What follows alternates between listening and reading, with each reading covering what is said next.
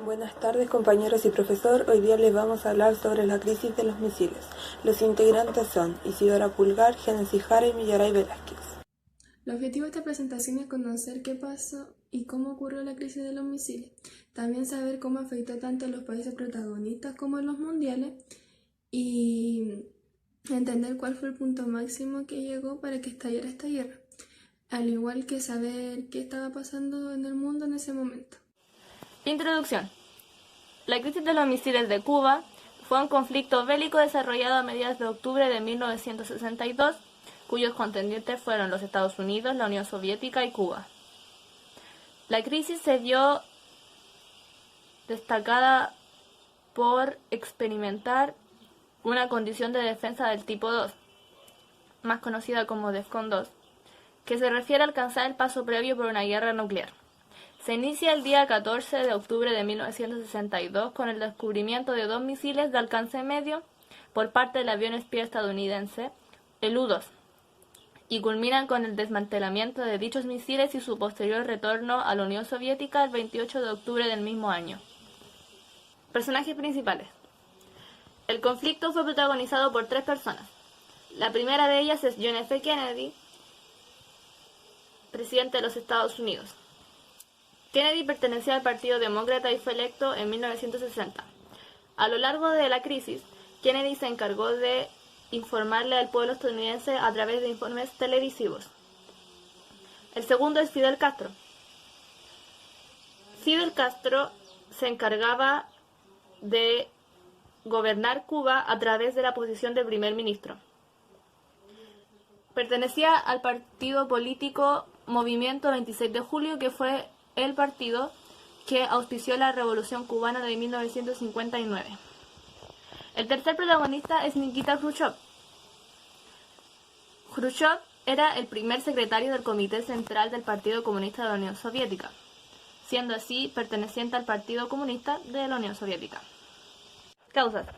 La primera causa fue la Guerra Fría.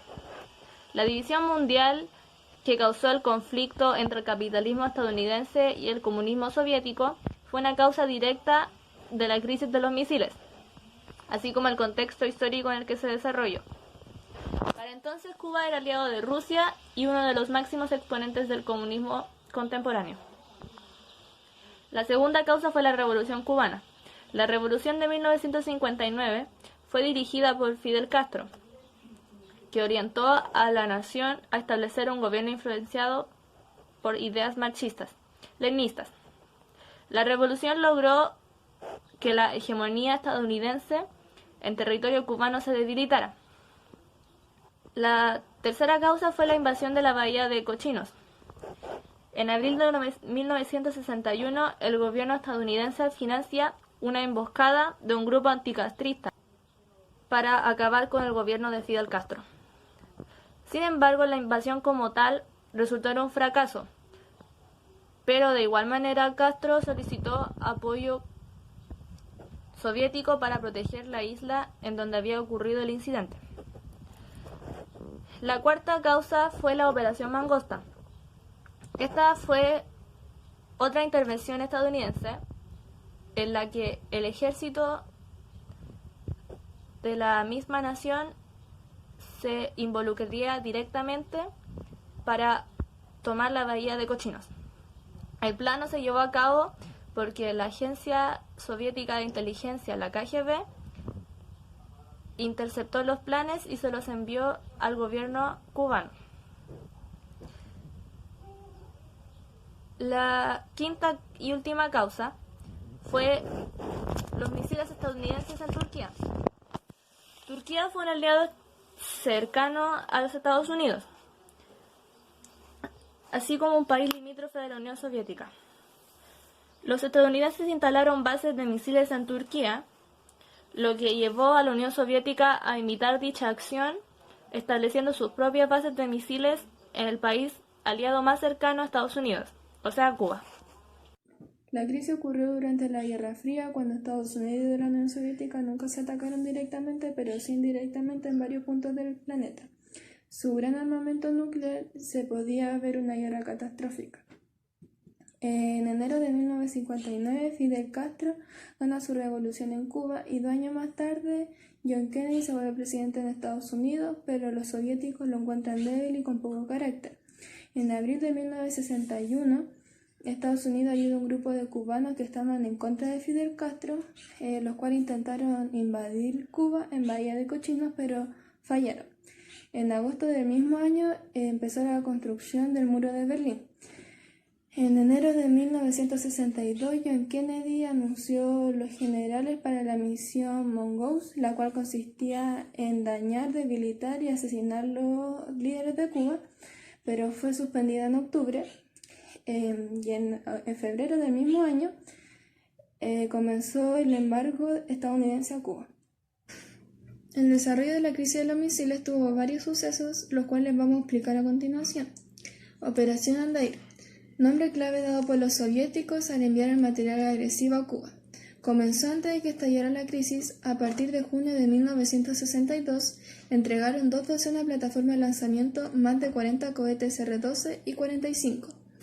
Llevaron a Cuba equipos de defensa antiaérea, aviones de caza y pelotones de infantería. En octubre de ese año, en la isla había cerca de 47.000 soldados soviéticos. La entrega era en secreto por deseo del líder soviético Nikita Khrushchev. Castro quería publicar el tema, pero su petición no fue aceptada. Además de Nadir, la Unión Soviética comenzó a desarrollar la Operación Kama. Consistía en el enviar submarinos con armas nucleares a Cuba, con la misión de tener una base en la isla. Sin embargo, los estadounidenses descubrieron los intentos y quedó paralizado. Descubrimiento de las instalaciones. La crisis de los misiles tuvo su primer acto el 14 de octubre de 1962. Uno de los aviones que Estados Unidos espiaba la actividad militar en Cuba confirmó las sospechas sobre la instalación de armas soviéticas en la isla. Las imágenes fueron muy analizadas. La conclusión fue que había rampas de lanzamiento de cohetes balísticos que podían alcanzar el territorio estadounidense. La reacción de Kennedy fue ordenar aumentar la operación encubierta contra el gobierno cubano. Reunión del Consejo de Seguridad Nacional. Kennedy reunió el día 16 al Comité Ejecutivo del Consejo Nacional de Seguridad para ver una respuesta para los soviéticos. Algunos eran partidarios de una respuesta dura, otros preferían usar la diplomacia para solucionar la crisis. Entre las propuestas se encontraban desde un bloqueo naval a la isla hasta un ataque aéreo en lo que se estaba construyendo. Incluso se planteó la opción de invadir Cuba. Los soviéticos informaron que las armas que se instalaban tenían un propósito defensivo.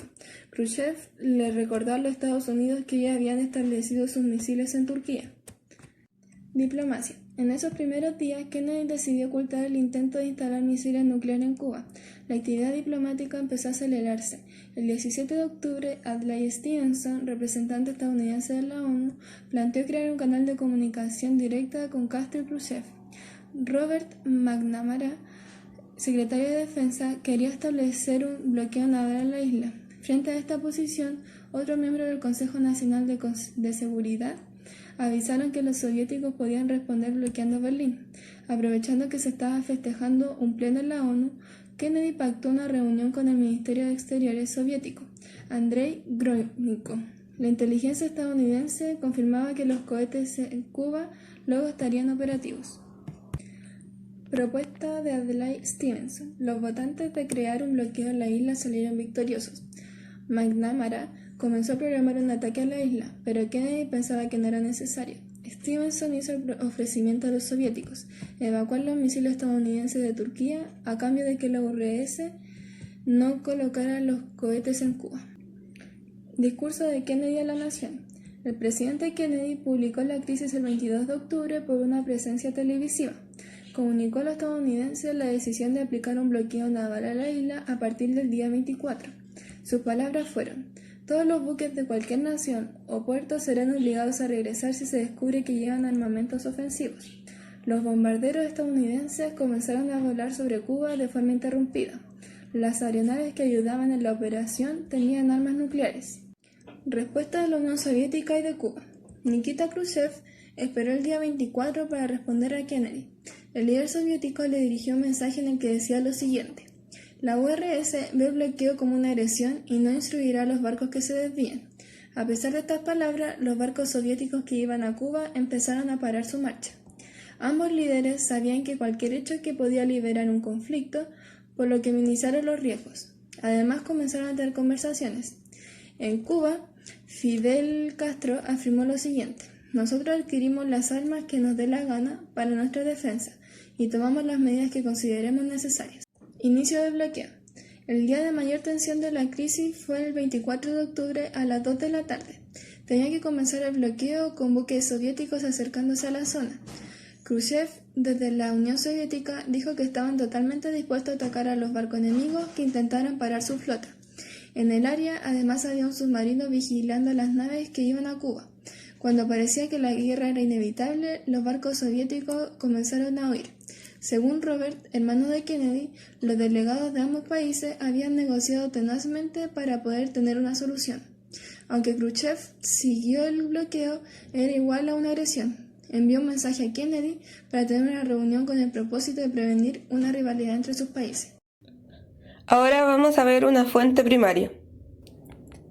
El día 22 de octubre de 1962, el presidente estadounidense John F. Kennedy se dirigió a la nación a través de un informe televisivo con el propósito de referirse a la crisis de los misiles. Un extracto de su discurso: nuestro objetivo no es la victoria del poder, sino que la vindicación de lo correcto. No es la paz a costa de la libertad, sino que libertad junto a paz, aquí en este hemisferio y esperamos que alrededor de todo el mundo. Consecuencias. Se le da origen al denominado teléfono rojo, el cual era una línea de comunicación directa entre Estados Unidos y la Unión Soviética. Este permitió que dialogaran sus posturas de una forma mucho más rápida y secreta. Además, aumentaron los conflictos tanto políticos como ideológicos entre Estados Unidos y la Unión Soviética. Esta aseguró el compromiso de Estados Unidos de no invadir Cuba, lo cual ha permanecido así hasta el día de hoy. Otra consecuencia es que para compensar la amenaza de la Unión Soviética, Estados Unidos decide instalar misiles de tipo nuclear en Turquía. Estos fueron retirados luego de que se le diera término a la crisis. Postura de los historiadores. Para muchos historiadores, como Adolfo Gili, esta fue una de las mayores crisis junto con el bloqueo de Berlín. Una parte de ellos cree las palabras de Khrushchev, el cual aseguraba que esto era modo de defensa, mientras otros creen que la Unión Soviética tenía intenciones de invadir Estados Unidos. Además de esto, hay otros puntos con opiniones opuestas. Por ejemplo, Limia Díaz, un historiador cubano, dice que a Fidel no le agradaba la idea de que el despliegue no fuera público, ya que así mantendrían a Estados Unidos alerta y con miedo. Mientras que Nikolai Lenov, un historiador soviético, considera que de haber trasladado los misiles públicamente, perderían ventaja en la confrontación. Gracias por su atención.